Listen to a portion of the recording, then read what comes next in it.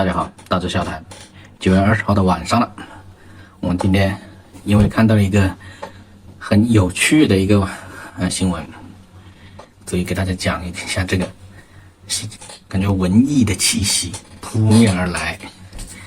是什么？女孩从湘西去新疆上大学，动车清洁带上留言感动网友。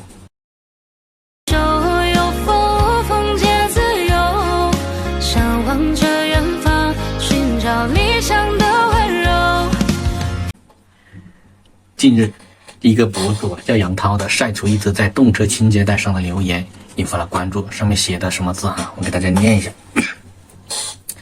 亲爱的女人，见字如面。女是那个旅游的旅哈。不仅仅是何种原因，乘坐此次列车，我是一个05后去新疆上大学的小女孩，很庆幸18年苦读，我走出了湘西的大山。18年，6年加6年是12年呢，6加6是12年，12年就算了，到大学4年，也才16年没有错，哪来的18年苦读啊？我走出了湘西的大山，湘西留不住我，但我未来的我终将回归这里。湘西很好，有机会希望你去看看。湘西人们热烈欢迎。有人认为这是平时人生的浪漫时刻。首先我想讲18年，那除非你是去读研究生嘛，你不是一个刚刚考入大学的人，那就是刚把大学的时间加上，你再去读2年研究生，那就是18年。然后你如果说18年之后你再出去，那你是出去读博士吗？这个不是一个小女孩，05年，2005年，她20岁怎么说18年的苦读啊？这个文章有问题啊，这是我的第一个疑点。她的年龄，她上面写着18年的时间，这是有问题的哈。好，但是她感动我，或者说我觉得文艺的气息扑面而来是下面几句话：欲与桂花同载酒，终不似少年游。你当向了飞往你的山。好了，下面的话就让我看出来他这个文章到底问题在哪里啊？无论你是一群人也好，几个人也罢，内心丰盈者，独行也如众。祝你旅途愉快。那什么意思？那就是说希望你去湘西旅游。所以我的结论来了，这是一篇软文，一篇湘西搞旅游的宣传的营销的软文。在动车上面我的第二个疑点，动车上面清洁带，它是过一段时间就有一个搞卫生的人会来收走的，每个座位他都会收的，你只要说用过了的脏了的垃圾袋他都会给你收走的。怎么还会说你是去新疆，他是去长沙？因为这个杨博是去长沙，从长沙来的，然后你那个小女孩你是从湘西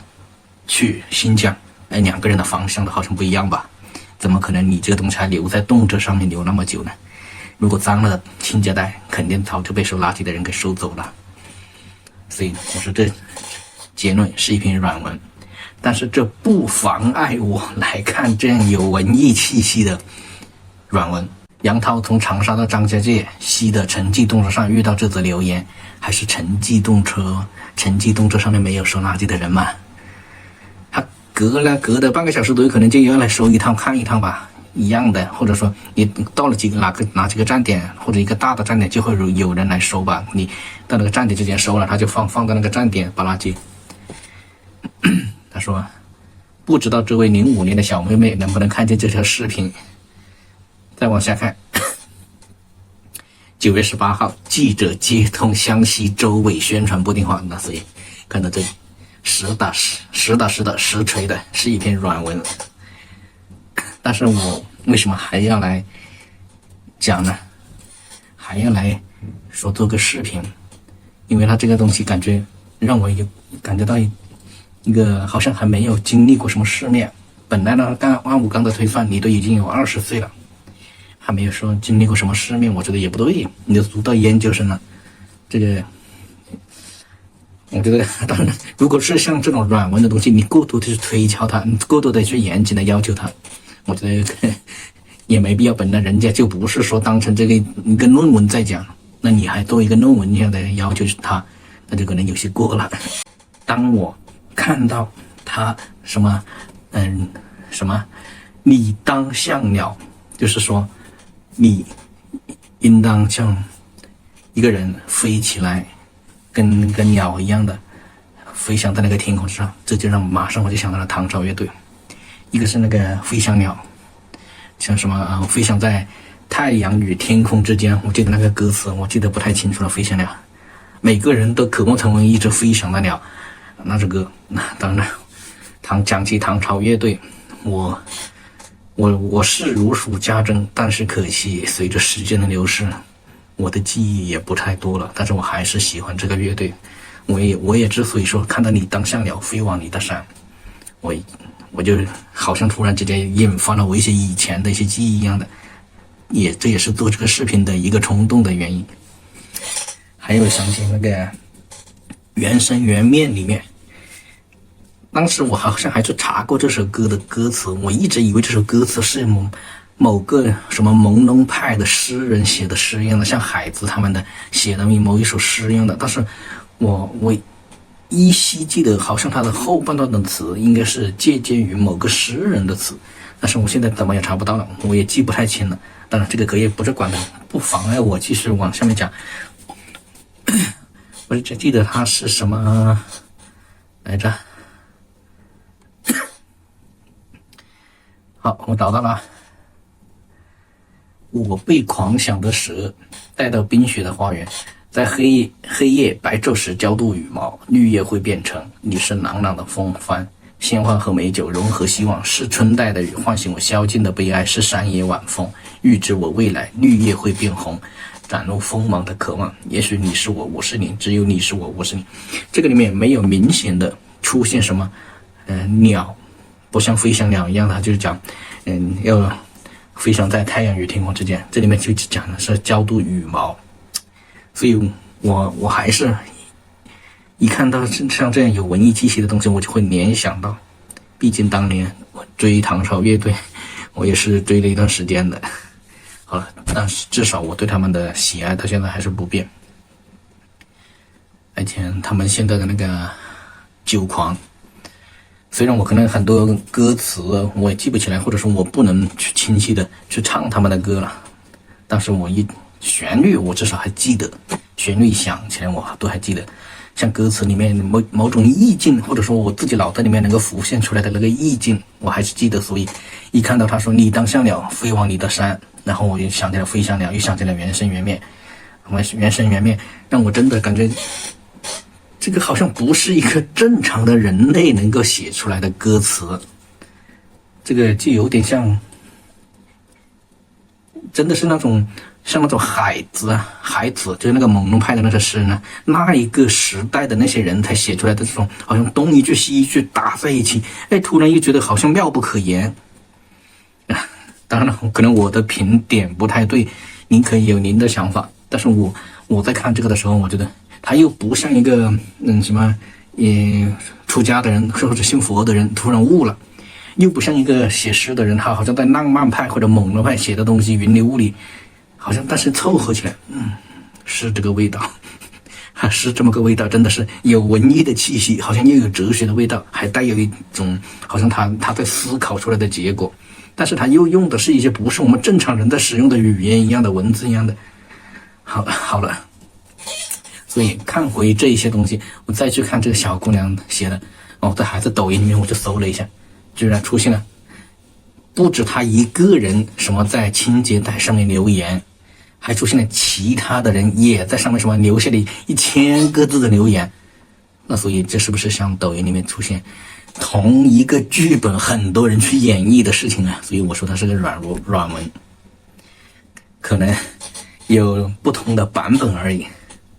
好了，我还查了一下什么原声原面，讲回唐朝，原是人生的一种奇妙的安排，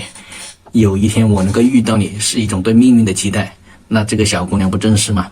这个软文里面就我是一个详细的小女孩，希望你能到这里来，那就可能就是像沈从文的编程一样的，大家到我这里来吧，我这里有着匪气啊，意思就是一个男人，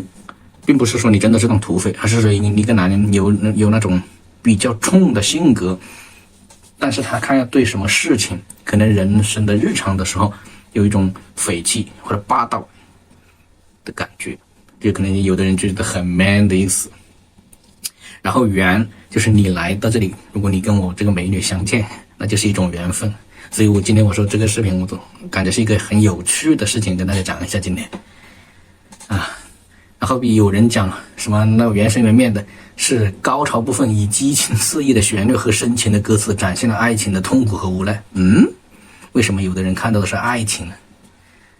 呢？我不理解啊，可能是我不懂爱情，所以我没说在这里面看到爱情。飞翔来自幻想的渴望，独立来自坚强，空虚来自旋转的孤独，灵魂来自眼睛，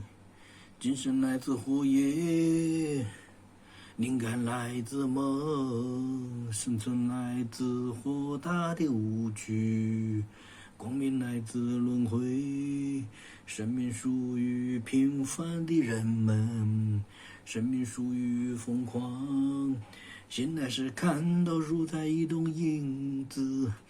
接下来的这些什么，然后什么看到树的移动的影子之后，我都不解，我都到现在我都理解不透他这个歌词表示什么意思了。为什么看到人们生活中的遗憾什么什么巴拉巴拉往下，我就不太记得了，然后我也不敢在这里跟大家献丑啊。歌曲的开头给人一种温暖而宁静的感觉，仿佛置身于一个安静的夜晚，一切都在沉睡中。所以呢，1000个读者就有1000个哈姆雷特。那前面那个人还在讲说是爱情，这个人就感觉说他一个宁静的夜晚。歌曲的副歌部分更是令人难以忘怀，那是一种简洁而深刻的方式表达了缘分的奇妙和不可思议。真的是个人有个法，真的是个人有个人的说法。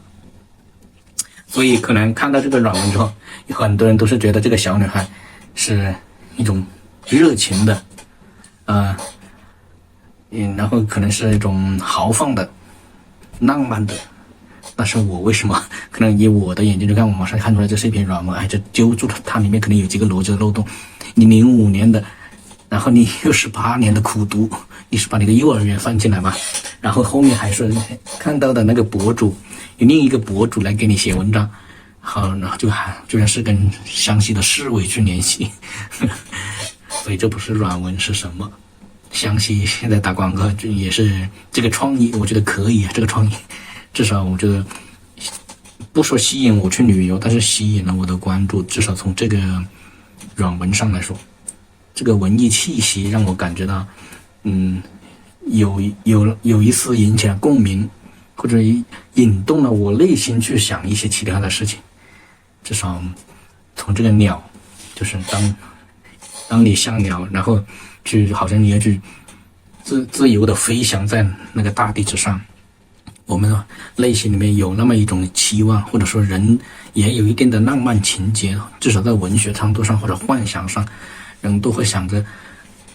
自己自由的翱翔那种状态。我记得我刚大学毕业的时候，我去一个中专给人家做老师，当然了，我们也不是正式的做老师，就在那里待了一段时间而已。我就给他们学生唱过《飞翔了》，当时我记得我给他们唱的时候，那些学生是哈哈的大笑。但是我唱的那一句的时候，可能我觉得对他们来说有一种，要么叫做这个老师有点癫狂，要么就是感觉听到这样的歌叫做不可思议，要么就感觉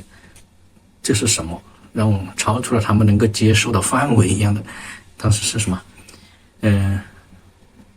来吃一口梦做的晚餐，把世界放在胃里化成血。其实我对这句话，现在我都不太理解。我的理解可能就是说，